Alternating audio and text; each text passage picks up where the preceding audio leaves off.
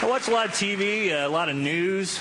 You know, whenever you see riot footage on TV, you know, somebody throwing a brick in Pakistan or somebody throwing a fiery piece of poo through a Starbucks window up in Seattle.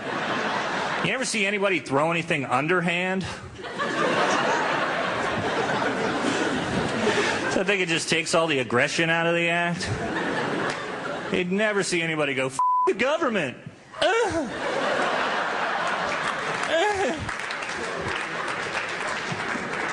I don't think it helps your cause. It just makes you look like a puss.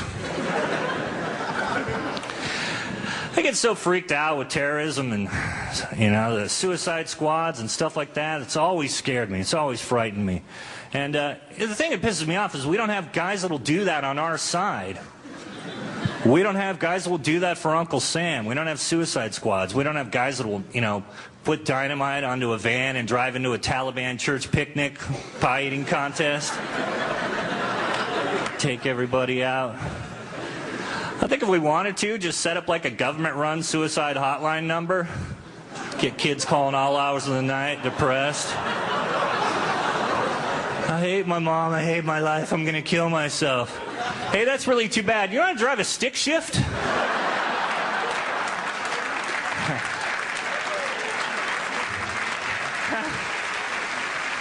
So, to explain this, I've always been a big heavy metal fan.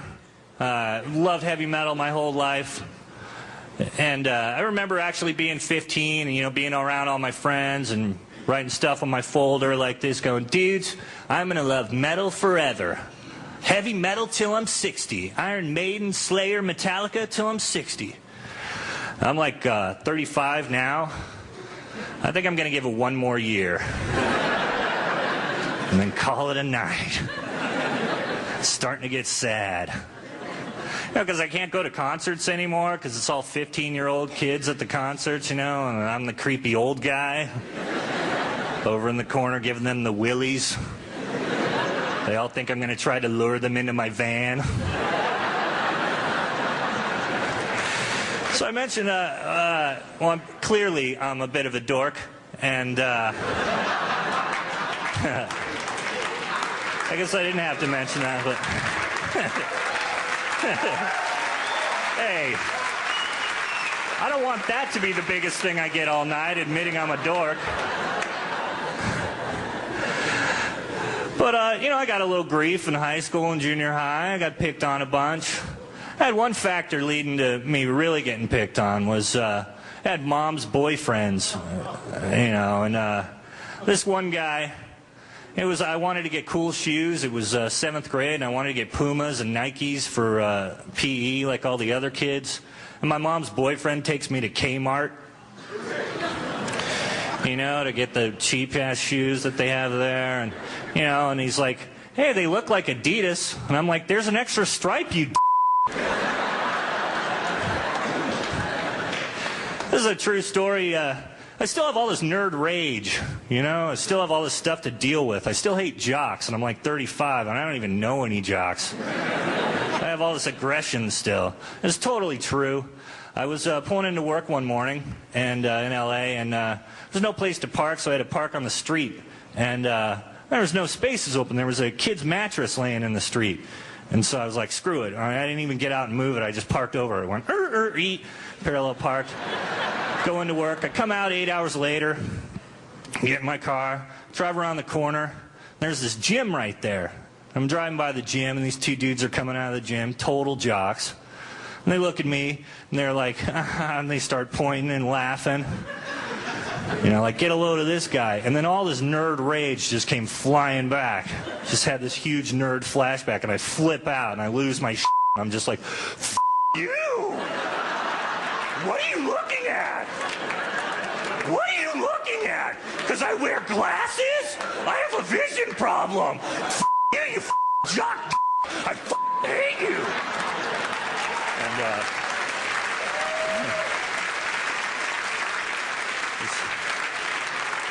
just losing my mind, and luckily I had my windows up. But they could tell I was mad. You know, I'm all red-faced and flipping the bird. And they're like, what a weirdo, you know?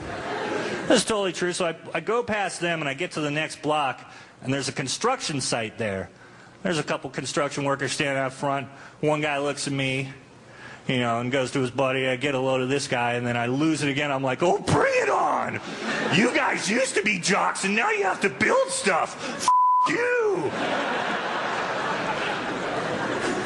And then I thought for a second. I pull over, and sure enough, the mattress is stuck underneath my car.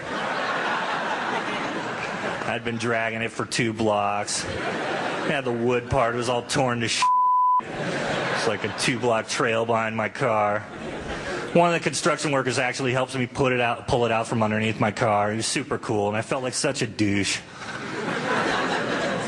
It just made me think that maybe I'm not a geek. Maybe I've just been dragging a mattress my whole life.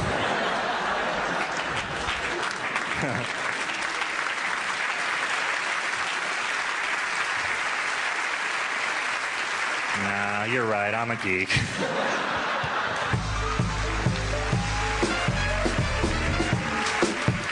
I've always been kind of a jackass. I've always been one of those guys that does a lot of pranks, you know. Because I got picked on, so I'd get pleasure, you know, picking on strangers. You know, I used to do prank calls till star 69 and caller ID, put the kibosh on that. Now I still love doing pranks. Now I love yelling stuff out of my car window at strangers. You know what I mean? I'll just yell stuff that'll piss them off.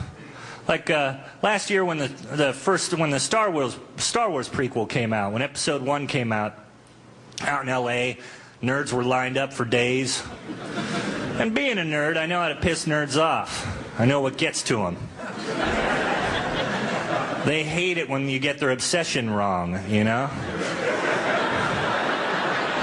When you get the thing they've wasted their life on wrong. So all these guys are waiting for the Star Wars movie, and I lean out of my car and go, Star Trek sucks! Picard's a loser! Star Trek blows! Just knowing they get piss off one of them, and it worked. You know, one of them steps up and goes, "It's Star Wars! Get it right! It's George Lucas's vision based on the original trilogy, and this was the prequel that he always planned." And I'm like sitting in my car, ha ha, stupid nerds.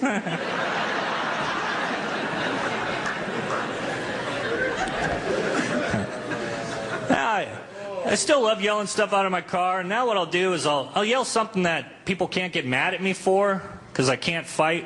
Yeah, I've never fought, but I'm pretty sure I can't fight. So what I'll do is I'll yell something nobody could possibly get mad at, you know. If I see a beautiful woman walking down the street, you know, a pretty lady, I'll yell, "Homo!" She can't get pissed. I still get the pleasure of yelling at her. She's mostly just puzzled. Going, I'm a pretty lady. Did that guy call me a homo? That's weird. True story about that joke. I did it in L.A. and Joe Pesci was in the audience. I'm a huge Pesci fan, and he came up to me afterwards, and I can't do an impression of the guy, but he came up to me and he goes, "Hey, that thing you do about yelling stuff at people, I'm going to do that. I'm going to yell homo at some broad." And I was like, sweet. So that just gives it another level. You know, Pesci's a man of his word. You know, he tried it at least once. So, you know, like a year ago, some woman's walking down Sunset Boulevard going, "Did Joe Pesci just call me a homo? That is weird. The star of Goodfellas and Gone Fishing? How strange." I have other stuff that I yell, like if I see gay gentlemen walking down the street, I'll yell, "Go back to Mexico!" They can't get mad. Or, "I smell bacon!" They can't get pissed. And if I see cops, I yell, "Show me your boobs!" You guys have been awesome, man. Thanks a lot.